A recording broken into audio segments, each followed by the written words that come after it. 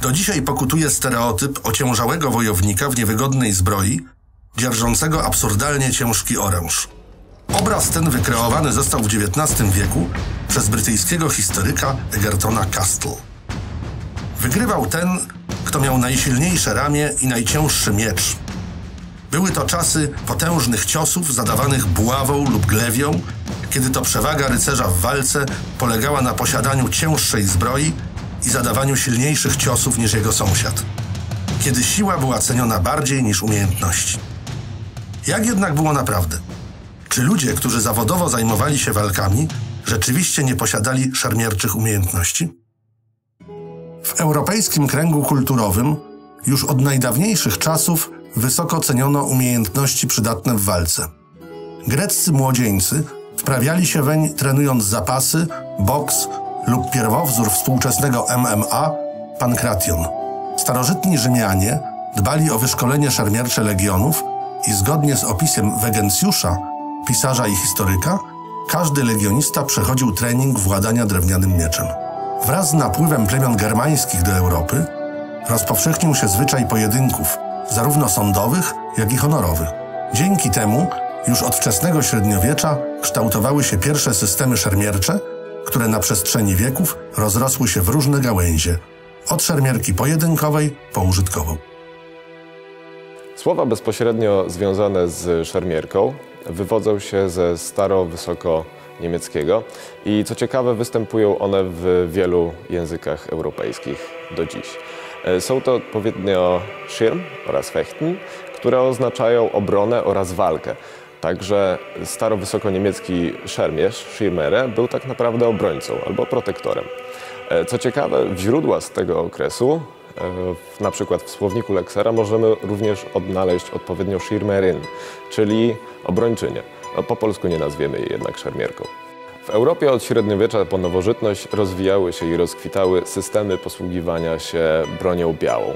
I ważne jest podkreślenie słowa system. Nie były to mianowicie zbiory sztuczek ani technik poszczególnych mistrzów, lecz złożone systemy obejmujące walkę taką bronią jak sztylet, kord, długi miecz, broń drzewcowa, a wszystko zaczynało się od zapasów. Słowo zapasy nie jest tutaj może najtrafniejsze do opisania tego, co się wówczas działo, bo była to tak naprawdę walka bez broni, ale też prawdopodobnie i z przeciwnikiem uzbrojonym, jako że osoba posiadająca sztylet była w świetle ówczesnego prawa nieuzbrojona. Już w średniowieczu mistrzowie w swoim fachu zaczęli spisywać swoje nauki w postaci fechtbuchów, podręczników szermierczych. Najstarszy z nich, tak zwany Codex Walpurgis, datuje się już na około 1300 rok, gdzie opisano walkę mieczem i puklerzem, zestawem broni wykorzystywanym podczas Iudici Dei, sądów bożych na terenach Cesarstwa Niemieckiego. W latach późniejszych podręczniki te pisane były głównie dla klas wyższych, rycerstwa czy szlachty. Początkowo omawiały całe systemy walki, w skład których wchodziły zapasy, walka sztyletem, kordem, mieczem długim i bronią drzewcową, aż do umiejętności walki konno bez zbroi, bądź w pełnym opancerzeniu z użyciem całego ówczesnego arsenału.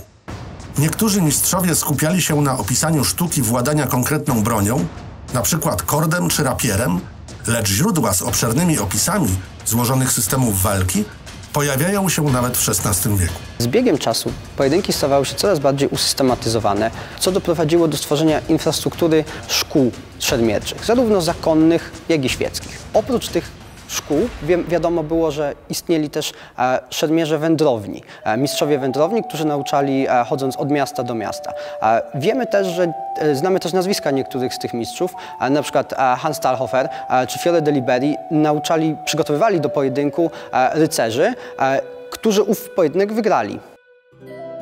Kolejną ważną osobą był Johannes Lichtenauer, bez którego nie byłoby tradycji niemieckiej szermierki. Skonsolidował on całą ówczesną wiedzę szermierczą w tak zwane Merkwersy, wierszowane opisy działań bronią. Dzięki swojej zwięzłej formie i nasyceniu treścią stanowiły one fenomenalny przykład narzędzia mnemotechnicznego epoki średniowiecza.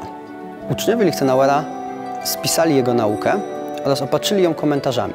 dzięki czemu dziś jest Biblią dla badaczy dawnych europejskich sztuk walki, którzy zgłębiają traktaty szermiercze z bronią w ręku. Jednocześnie warto uzmysłowić sobie, że każdy region dysponował swoimi własnymi szkołami, stylami oraz nauczycielami. Możemy wymienić tutaj szkołę niemiecką, włoską, angielską, hiszpańską oraz francuską. Te szkoły przenikały między sobą na przestrzeni wieków, zostawiając trwały kulturowy ślad szermierczy. Rozwój tych tradycji w okresie nowożytnym stworzył cały arsenał broni oraz powiązanych z nimi szkół, odmiennych dla każdego regionu Europy.